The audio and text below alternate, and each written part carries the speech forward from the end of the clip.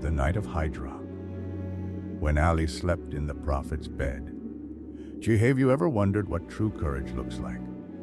Not the kind shouted on battlefields, but the kind whispered in the dark, when life itself hangs by a thread. Tonight's story is about that kind of courage. The night when a young man chose death so that faith could live. The night when Ali, the cousin and devoted follower of the Prophet Muhammad, peace be upon him, slept in the Prophet's bed while assassins waited outside the door.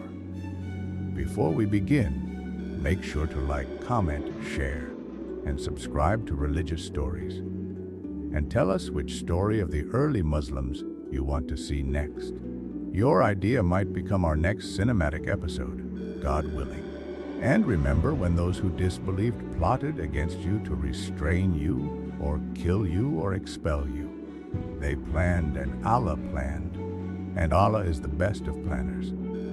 Quran 80:30. The city of Mecca lay asleep beneath a moonless sky. Shadows crept along its narrow streets, whispers traveled through alleys. Inside the grand house of the Quraysh council, candles flickered over faces twisted with hatred. Leaders of every tribe had gathered around a single purpose: to end the Prophet's life. For years they had mocked him, persecuted his followers, and tried to silence his message. But now Islam had grown. Hearts were turning toward the truth.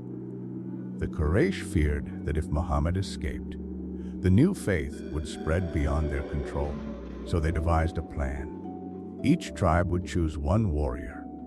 Together they would storm his home at dawn, each striking at once so that no single tribe could be blamed. It was the most ruthless conspiracy Mecca had ever known. But above their plotting, a greater plan was unfolding, God's plan. That same night, the Prophet was told through revelation that his time in Mecca had ended. The call had come migrate to Yathrib, soon to be known as Medina, where believers waited to receive him. His mission would continue, but his departure had to be secret. He returned home quietly, his heart heavy yet certain. Inside, his young cousin Ali looked up, sensing the weight of the moment. The Prophet spoke gently, "Ali, the Quraysh have conspired to kill me. Tonight they will surround my house. I have been commanded to leave, but I must return the trusts people have left with me. I need someone to stay behind for that purpose." Ali understood instantly. He was being asked to remain in the Prophet's bed, to face the assassins who thought they would strike him. No fear crossed his face. He asked only, "O messenger of God, will they harm you if I stay?" The Prophet smiled softly. "No, for God has promised to protect me." Ali nodded. "Then I will stay." It was a decision that would echo through eternity. As the Prophet prepared to leave, he looked at his cousin, young, brave, his face calm in the faint light. He placed his hand on Ali's chest and said, "Sleep in my bed tonight. Wrap yourself in my green cloak. They will think it is me. When morning comes, return the trusts to their owners." Ali lay down without hesitation. Outside, the assassins began to gather, swords drawn, eyes fixed on the door. Inside, Ali closed his eyes, not in fear, but in faith. He was ready to die so the messenger of God could live. Meanwhile, the Prophet stepped out silently. He took a handful of dust, reciting the verse revealed for that moment. "And we have placed before them a barrier, and behind them a barrier, and covered them, so they do not see." Quran 36:9, as he threw the dust toward them. The assassins froze, their eyes could not see him. He walked calmly through their midst and disappeared into the night. When dawn arrived, they burst through the door, only to find Ali lying there, covered in the Prophet's cloak. Their faces turned pale. "Where is Muhammad?" they demanded. Ali looked at them with quiet defiance. "Did you entrust him to me? Do you expect me to hand him to you?" They struck him, but he did not reveal the Prophet's path.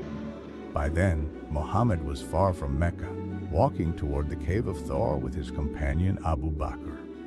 The migration, the Hijrah, had begun, and the foundation of the Muslim nation was being laid while Ali still lay on that simple bed, calm as the world outside erupted in confusion. That was the night destiny changed. The night when a young man's courage became a shield for the prophet of God. The night when faith triumphed over fear. The dawn broke over Mecca, but peace did not come with it. The assassins who had surrounded the prophet's house all night now burst through the door, swords raised, expecting to strike their target, only to find Ali lying calmly beneath the prophet's green cloak. For a moment, time froze. The men stared in disbelief. This was not Muhammad. It was his young cousin, barely 23 years old. "Where is he?" they demanded. Ali's voice was calm, steady, and fearless. "Did you entrust him to me?" he replied.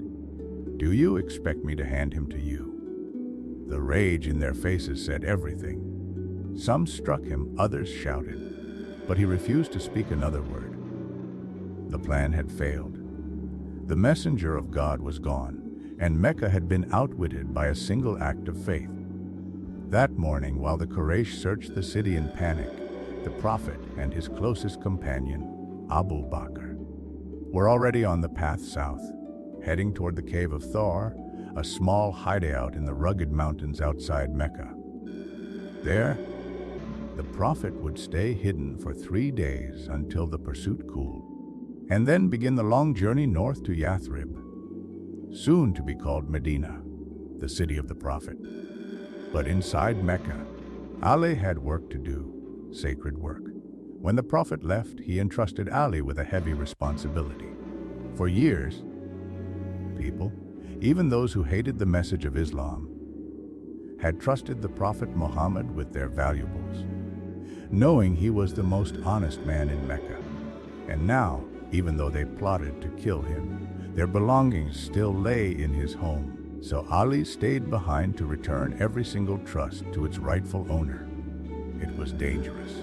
The Quraysh were furious, suspicious, and vengeful. But Ali walked through the streets of Mecca with his head high. He knocked on doors, one by one, returning what was theirs. The same people who wanted the prophet dead now received their belongings from his cousin, and each return was a silent testimony. This is what Islam teaches: truth, trust, and justice, even to those who wrong you. Ali's actions that week were not just errands. They were dawah, a message of faith stronger than any sword. Meanwhile, deep in the mountains, the prophet and Abu Bakr hid in the cave of Thor. Search parties passed so close that their voices echoed inside. At one point, Abu Bakr whispered, "If they only look down at their feet, they will see us." But the prophet reassured him with calm certainty, "Do not be afraid. Indeed, God is with us." Quran 9:40. Outside, a spider spun its web across the cave's entrance, and a pigeon laid eggs in the nest nearby. When the pursuers arrived, they saw the web untouched, the nest undisturbed, and said, "No one could have entered here." They turned back. God's protection had covered his messenger once again. After 3 nights, the prophet and Abu Bakr set out on their journey north. The desert stretched endlessly before them, but faith was their compass. Behind them, Ali remained in Mecca, fulfilling the last of the prophet's instructions before making his own dangerous journey to Medina.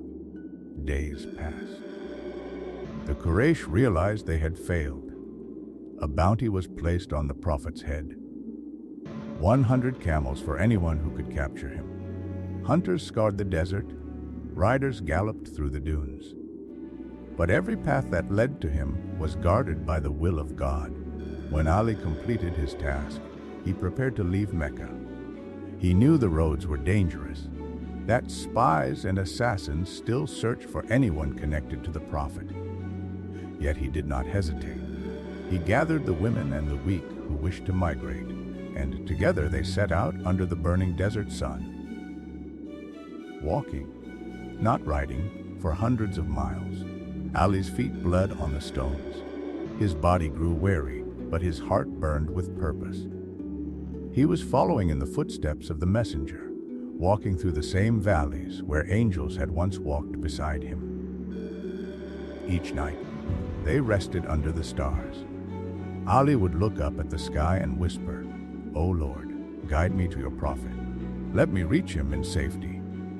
And the stars seemed to guide his path. Days turned into nights, nights into days. The journey from Mecca to Medina was long, dangerous, and full of trials. But the promise of reunion kept Ali's heart alive. Finally, after what felt like eternity, the weary travelers saw the palm trees of Quba on the horizon, the outskirts of Medina. And there, among the believers who had migrated before him, Ali saw the one face that erased every pain, the face of the Prophet Muhammad, shining with light and love. The Prophet rose to greet him, embraced him, and saw the wounds on his feet, the dust on his clothes, the exhaustion in his eyes. He smiled and said softly, "O Ali, they are not wounds. They are marks of faith." Tears filled Ali's eyes. He had done it. He had fulfilled every trust, faced every danger, and reached his prophet safely. The Hijrah was complete, and with it, a new era had begun. That journey changed everything. It marked the end of persecution and the beginning of a nation. It turned a faith of the oppressed into a force of light and mercy that would soon transform the world. And at the heart of it all was the courage of a young man, the one who stayed behind when others fled, who risked his life so the messenger could live, who carried trust when others carried fear. That man was Ali ibn Abi Talib. He was more than a cousin. He was the shield of faith, the sword of truth, and the heart of loyalty. And that night, the night he slept in the Prophet's bed, would forever remain a symbol of what it means to love for the sake of God. This was not just the story of migration. It was the story of sacrifice. The moment when a young believer proved that faith is not what we say. It is what we do when everything is at risk. The Prophet left Mecca under the cover of darkness. Ali stayed behind, surrounded by death. And through their courage, Islam survived to see the light of day. When Ali finally arrived in Medina, his feet were torn and swollen from walking through the desert. Every step of that journey had been a prayer, every scar a testimony of loyalty. The sun of Medina shone softly upon the city as if welcoming him, and the breeze carried the sound of peace.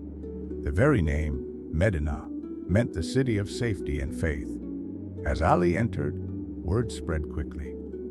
The cousin of the Prophet had arrived.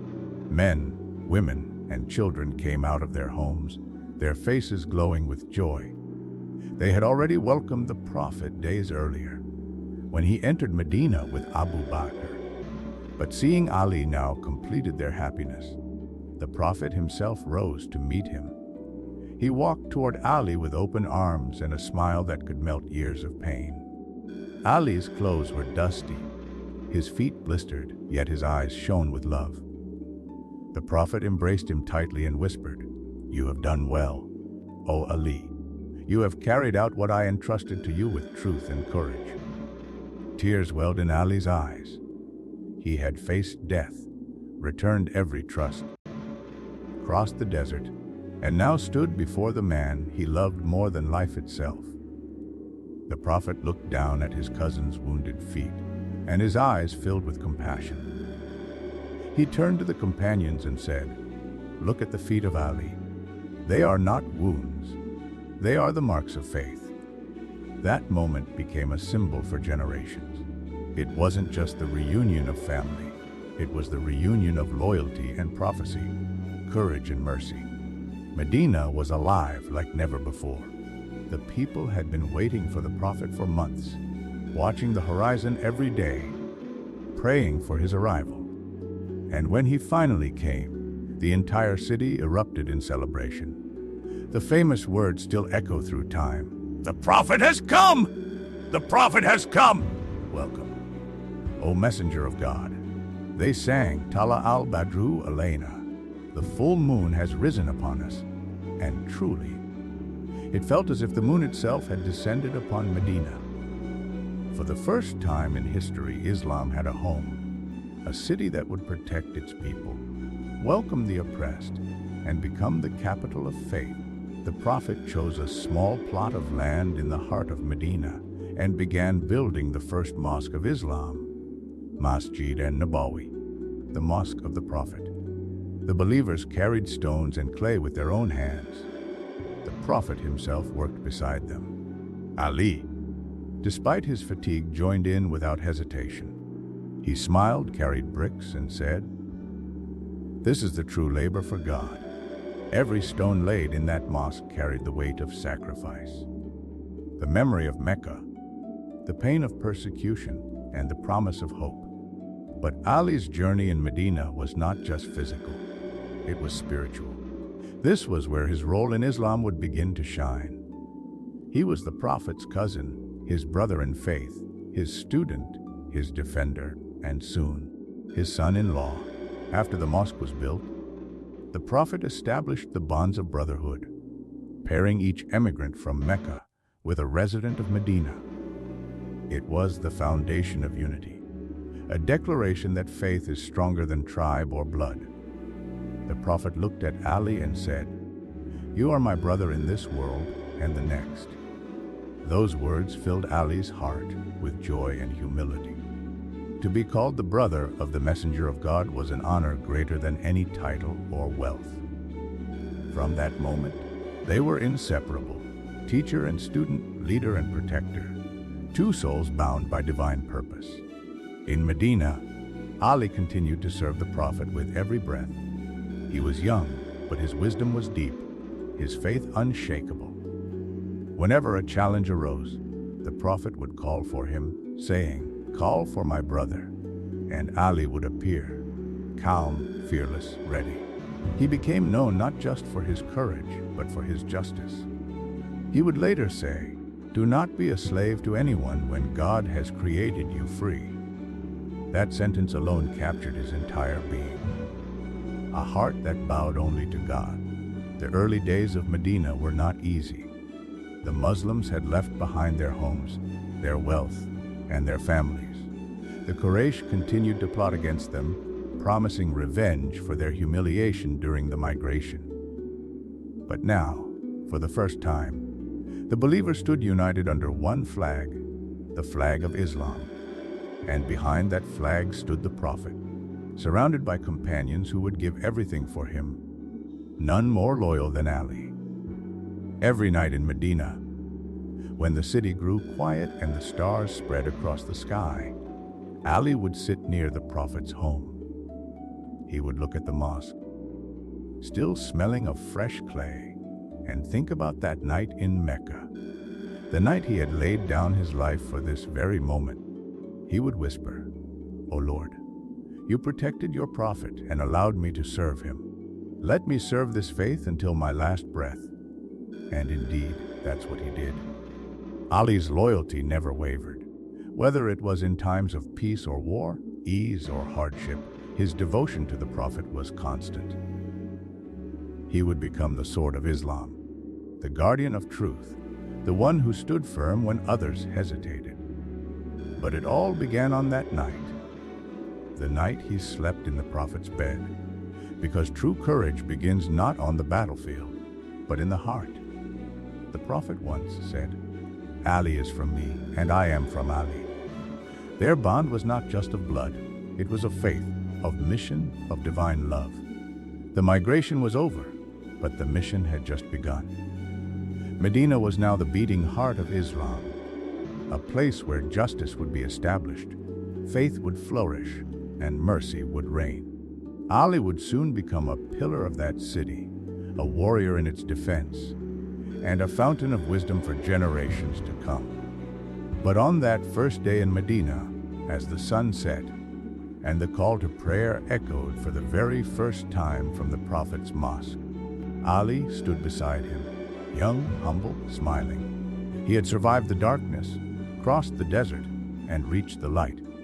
And in that moment, the world changed forever.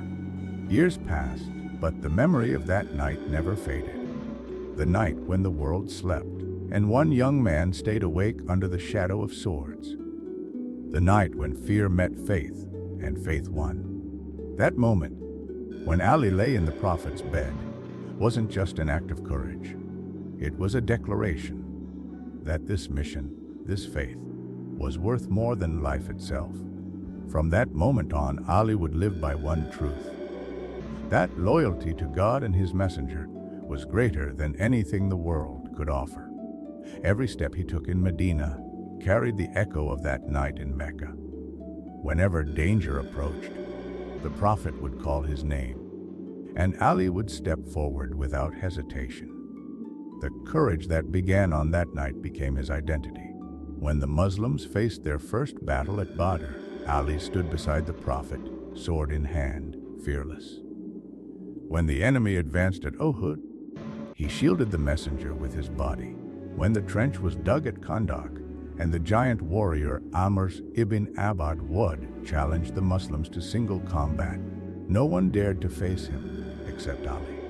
The Prophet said, "Today, all of faith rises to face all of disbelief." And Ali went forward alone. His victory that day became one of the greatest moments in Islamic history. But the seed of that courage had been planted years earlier, on the Night of Hijrah. That was the night Ali learned that true bravery isn't about fighting, it's about trust. Trusting God when the odds are against you, when the world doubts you, when even survival seems impossible.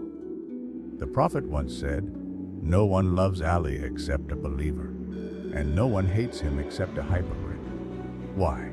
Because his life was faith in motion. He didn't just speak about trust in God. He lived it, from the moment he lay down in that bed until his final breath.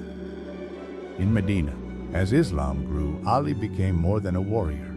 He became a scholar, a judge, and a man of deep wisdom. The Prophet said, "I am the city of knowledge, and Ali is its gate." He was the one who understood the Quran, not only with his mind but with his heart. Whenever a complex issue arose, the companions would say, "Ask Ali." His answers were never for show. They were spoken with the same calm certainty that once made him lie fearlessly before death. His humility was as great as his strength. Though he was known as the Lion of God, he lived like a servant, repairing his own shoes, feeding the poor, standing in prayer long after others slept. He ruled his desires before he ever ruled men. When the Prophet's daughter Fatima married Ali, their home became a house of light. They lived simply, shared what little they had, and raised their children, Hassan and Hussein, in the same love and faith that filled the Prophet's heart. Years later, after the Prophet passed away, Ali continued to serve Islam with the same loyalty. He guided, taught, and protected the faith he had nearly died for. When the time came for him to become caliph, he did not seek power, it sought him. As caliph, Ali ruled with justice so pure that even his enemies could not deny it. One night, while writing official letters by candlelight, a man entered with a personal matter. Ali blew out the candle and lit another. The man asked why. Ali said, "The first candle was bought from the treasury for public use. This one is mine." That was Ali. The same man who once lay in the Prophet's bed with swords outside, now sitting on the throne of justice with the fear of God in his heart. He used to say, "The most complete gift of God is a life based on knowledge." And his every action proved it. But even in leadership, he never forgot that night. The night when he was ready to give everything for the Prophet. That moment defined him forever. It became the heartbeat of his legacy. Because that night was not just about saving one life. It was about saving the message that would save humanity. If Ali had not been there, the plan of the Quraysh might have succeeded. But God chose him, young, fearless, pure, to stand between darkness and light. That's why the scholars call it one of the greatest acts of faith in Islamic history. Years later, in the city of Kufa, when Ali was struck by the poisoned sword of a traitor while in prayer, his first words were, "By the Lord of the Kaaba, I have succeeded." It was not a cry of pain, it was a statement of peace. He had lived for truth, fought for justice, and died in the house of God, just as he had once lived to protect the messenger of God. The same serenity that filled his heart that night in Mecca was with him in his final moments. Because a man who once faced death with faith does not fear it when it finally comes. His sons Hassan and Hussein wept beside him. And Ali told them, "Fear God, speak the truth, and be with the oppressed." Even in his last breath, he was teaching what he had lived: courage, justice, and mercy. The story of that night, the Night of Hijrah, remains one of the greatest examples of love, faith, and sacrifice in the history of mankind.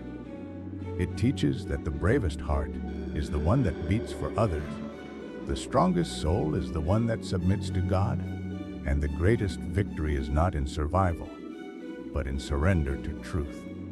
Every believer who hears this story remembers that moment when the Prophet left and Ali stayed. One walked into destiny, the other lay down to protect it. Together, they built the foundation of a faith that would last until the end of time. So when you recite Surah Al-Anfal and read, "They planned, and Allah planned, and Allah is the best of planners," remember this story. Remember the night when God's plan triumphed over human evil. Remember the night when a young man's courage became the shield of prophecy. Remember the night when love for God outweighed the fear of death. That night was not just the Night of Hijrah. It was the night when loyalty became eternal. The night when faith conquered fear. The night when Ali ibn Abi Talib proved that the light of belief can never be extinguished by the darkness of disbelief. Thank you for watching Religious Stories.